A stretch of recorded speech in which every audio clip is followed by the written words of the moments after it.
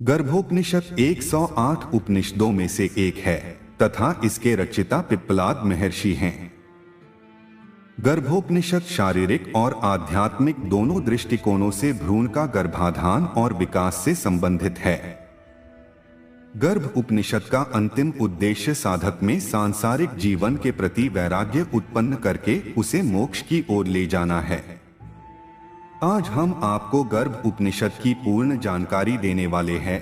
अगर आप हमारे चैनल पर नए हैं तो हमारा सात्विक चैनल को सब्सक्राइब जरूर करें।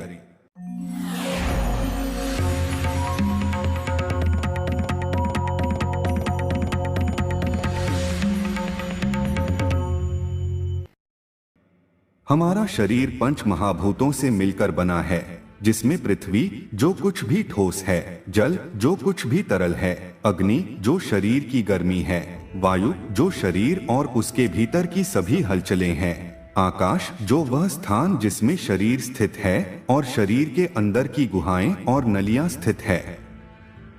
हमारे शरीर में 5 ज्ञानेंद्रियां होते हैं, जिसमें आंखें देखने के लिए, कान सुनने के लिए, जीभ स्वाद जानने के लिए, नाक सूंघने के लिए तथा त्वचा स्पर्श महसूस करने के लिए काम आते हैं। हमारे शरीर में 5 कर्मेंद्रियां होते हैं, जो मुंह बोलने के लिए, हाथ पकड़ने और उठाने के लिए, पैर चलने के लिए, गुदा मल त्याग के लिए तथा जननांग आनंद के लिए काम आते हैं। 4 आंतरिक अंग होते हैं, जिसमें बुद्धि समझने और निर्धारित करने के लिए, मन सोचने और कल्पना करने के लिए, चित्त स्मरण करने के लिए तथा अहंकार मैं और मेरा ऐसी धारणा है रखने के लिए। 6 प्रकार के रस होते हैं, मीठा, खट्टा, नमकीन, कड़वा, तीखा और कसैला। ये केवल स्वाद नहीं है, शरीर की सभी कार्य प्रणाली इन्हीं पर निर्भर करती है।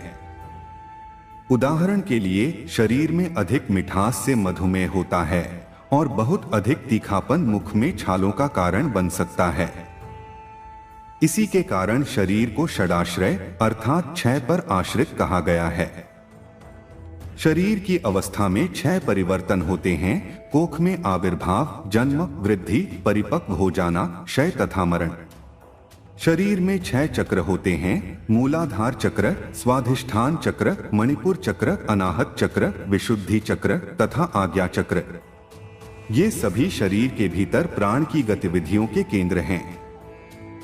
अगर आपने हमारा कुंडलिनी जागरण वाला वीडियो नहीं देखा है तो उसे एक बार अवश्य देखें। उसमें इन 7 चक्रों के बारे में पूर्ण जानकारी विस्तार पूर्वक बताई गई है। ध्वनि के 7 प्रकार होते हैं, षडज, ऋषभ, गांधार, मध्यम, पंचम, थैवत और निशा। राग और भक्ति जैसे गुण इन ध्वनियों के साथ मिल जाते हैं और बोली जाने वाली ध्वनि भाषण बन जाती है। शरीर में धातुओं के 7 तरह के अलग अलग रंग होते हैं। इन रंगों में रस का रंग सफेद, खून का रंग लाल, मांस का रंग कृष्ण, वसा का रंग धूम्र, हड्डी का रंग पीला, मज्जा का रंग भूरा और वीर्य का रंग पीला सा सफेद होता है। हमारे शरीर में धातु कैसे बनते हैं?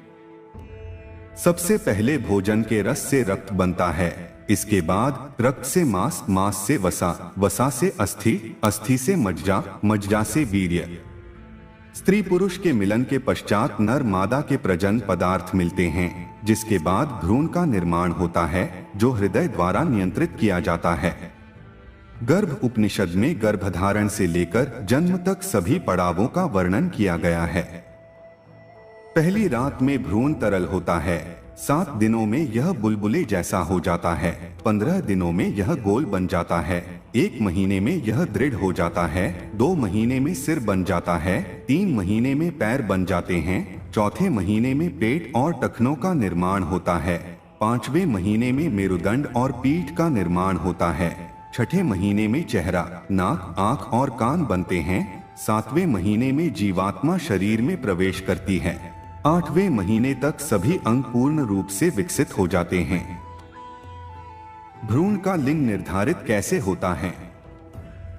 अगर भ्रूण में पिता के अंश और असर ज्यादा होगा तो वह नर के रूप में जन्म लेगा। वहीं अगर भ्रूण में मां का प्रभाव ज्यादा होगा तो वह मादा के रूप में जन्म लेगी। चूंकि स्त्री को मैथुन से अधिक आनंद मिलता है, इसलिए अधिक लड़कियां पैदा होती हैं। लेकिन अगर दोनों के प्रभाव समान होंगे तो वह ना तो महिला बनेगा ना पुरुष।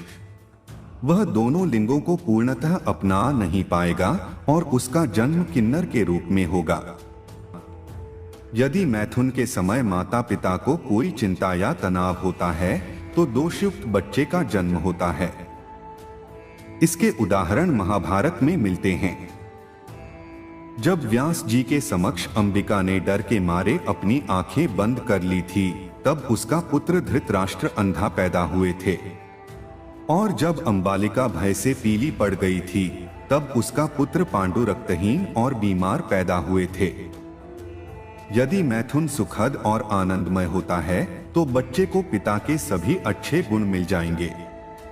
इसलिए मैथुन का स्थान, समय, क्रिया और आनंद बच्चे के स्वभाव को प्रभावित करते हैं। शुक्र या शोणित के विभाजन से जुड़वा बच्चों का जन्म होता है।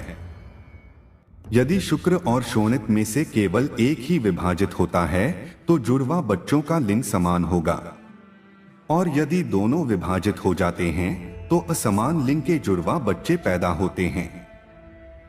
यदि शुक्र या शोणित दो से अधिक में विभाजित हो जाते हैं तो उसके अनुसार अधिक संख्या में बच्चों का जन्म होगा।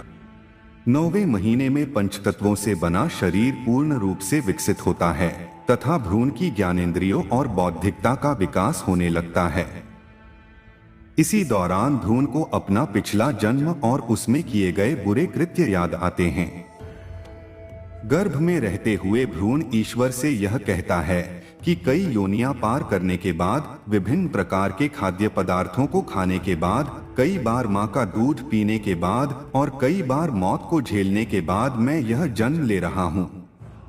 वह ईश्वर से कहता है, मैं वादा करता हूं कि मैं खुद को नारायण के प्रति समर्पित कर दूंगा तथा उनके नाम का जाप करूंगा और पूर्व जन्मों में किए गए पापों से छुटकारा पाऊंगा। भ्रूण 9वें महीने की समाप्ति के बाद अपनी उत्पत्ति के लिए प्रयास करने लगता है और मां के गर्भ से बाहर आता है। जैसे ही बच्चा बाहर आता है, वह वैष्णवी वायु के संपर्क में आता है। वैष्णवी वायु पिछले जन्मों की सभी यादों को मिटा देती है, जिससे वह अपना पिछला जन्म और उसमें किए गए अच्छे बुरे सभी कर्म भूल जाता है। वह अपनी दूरदर्शिता खो देता है, जिससे उसे सच को देखने की क्षमता चली जाती है। जैसे ही वह पृथ्वी के संपर्क में आता है, बच्चा रोने के लिए तैयार हो जाता है। पहले रोने के आंसू बाकी यादों को धो देते हैं, जिससे उसकी सही और गलत में भेद करने की क्षमता समाप्त हो जाती है। शरीर को शरीर क्यों कहा गया है? क्योंकि उसमें 3 अग्नि जलती रहती हैं। ज्ञानाग्नि ऊर्जा मन और बुद्धि की प्रक्रियाओं के लिए जिम्मेदार होती हैं। दर्शनाग्नि ऊर्जा यह संवेदी अंगों के माध्यम से जानकारी प्राप्त करती है। कोष्ठाग्नि ऊर्जा यह भोजन को पचाती है। शरीर की तुलना यागवेदी से की जा सकती है। यागवेदी में 3 होमकुंड हैं, गार्हपत्य, आहवनीय और दक्षिणाग्नि। इनमें गार्हपत्य उदर है, आहवनीय मुख है और दक्षिणाग्नि हृदय है। पुरुष स्वयं एक यजमान है और उसकी पत्नी बुद्धि है। संतोष वह व्रत है जिसका वह पालन करता है। इंद्रियां और मन पात्र हैं तथा शरीर में विद्यमान देव पुरोहित हैं। ब्रह्मा मन है तथा यजमान जहां भी जाता है, देव उसके साथ रहते हैं।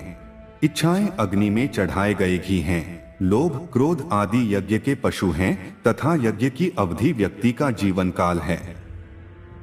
हृदय का नाद साम है, परा, पश्यंती और मध्यमा ऋचा हैं। इस यज्ञ की परिणति मृत्यु है तथा यह यज्ञ हर एक जीव के अंदर चलता रहता है, जिससे देव उन्हें आशीर्वाद देते हैं। खोपड़ी 4 हड्डियों से बनी होती है तथा प्रत्येक पंक्ति में 16 दांत होते हैं। मानव शरीर में 5 प्रकार के मर्म होते हैं, जिसमें कुल मर्मों का संख्या 107 मानी गई है। इन 5 मर्मों की संख्या इस प्रकार है: मांस मर्म 11, अस्थि मर्म 8, संधि मर्म 20, स्नायु मर्म 27 और शिरा मर्म 41। 72 नाड़ियां मर्म हैं। उनमें से 3 सबसे महत्वपूर्ण होता है: इड़ा, पिंगला और सुषुम्ना। भोजन रस, मूत्र और मल में परिवर्तित हो जाता है। वीर्य और शोणित का निर्माण भोजन से होता है। रक्त परिसंचरण सहित शरीर के अंदर सभी गतिविधियां वात की सहायता से होती हैं।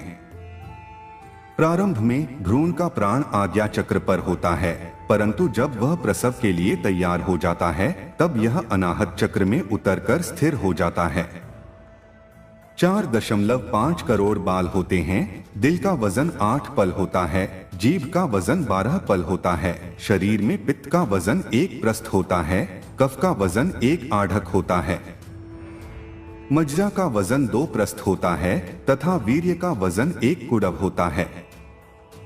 महर्षि पिप्पलाद द्वारा दिया गया गर्भ उपनिषद मनुष्य के अंदर वैराग्य उत्पन्न करता है, जिससे वह मोक्ष की प्राप्ति के लिए प्रयास कर सके। दोस्तों, गर्भ उपनिषद की महत्वपूर्ण जानकारी आपको कैसी लगी कमेंट्स में जरूर बताइएगा।